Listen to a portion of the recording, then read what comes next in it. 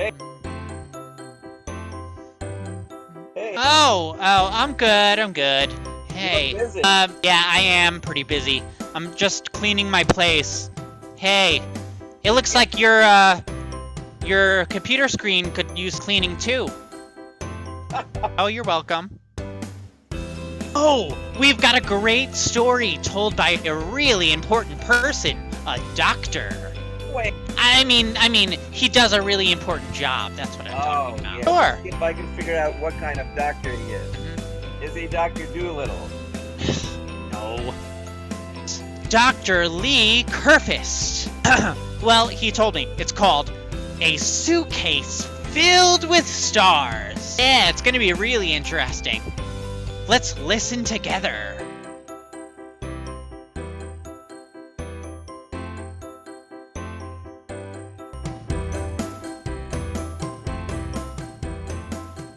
A suitcase filled with stars. I was playing with a tiny train in my room early in May. When my mother opened the door, well, I continued to play. Would you like to go to Grandma's? She asked that sunny afternoon. Yes, I would, I replied. Please, can we go and visit soon? Can I have a sleepover? I asked. Only for one night. My mother looked back with my smile so wide, my eyes so bright.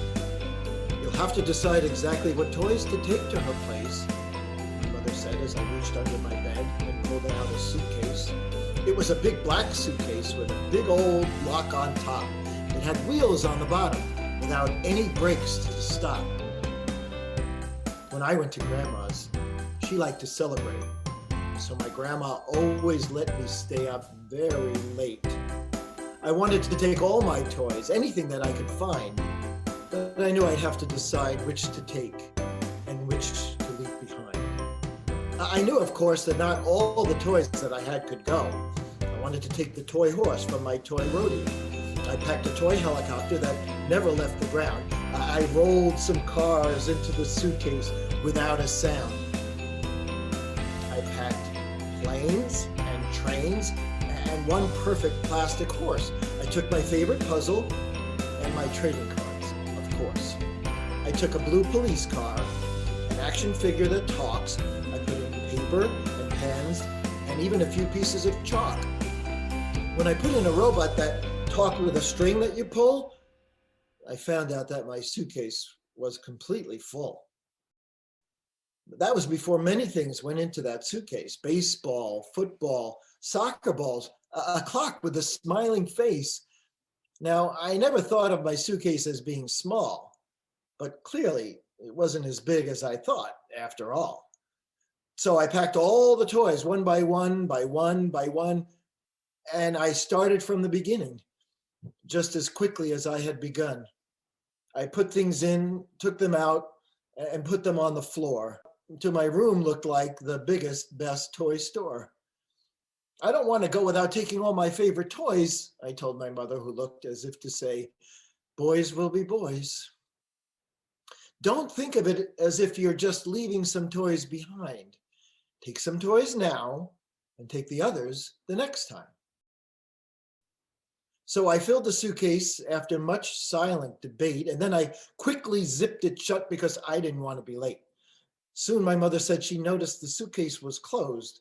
Where, she asked me, do you plan to put your clothes? So I emptied the suitcase. I had to decide what to pick.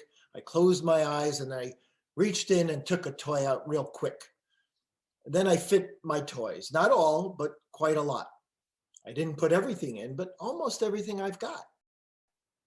So we slowly drove off and stood at Grandma's door, and I dragged my suitcase proudly across the wooden floor.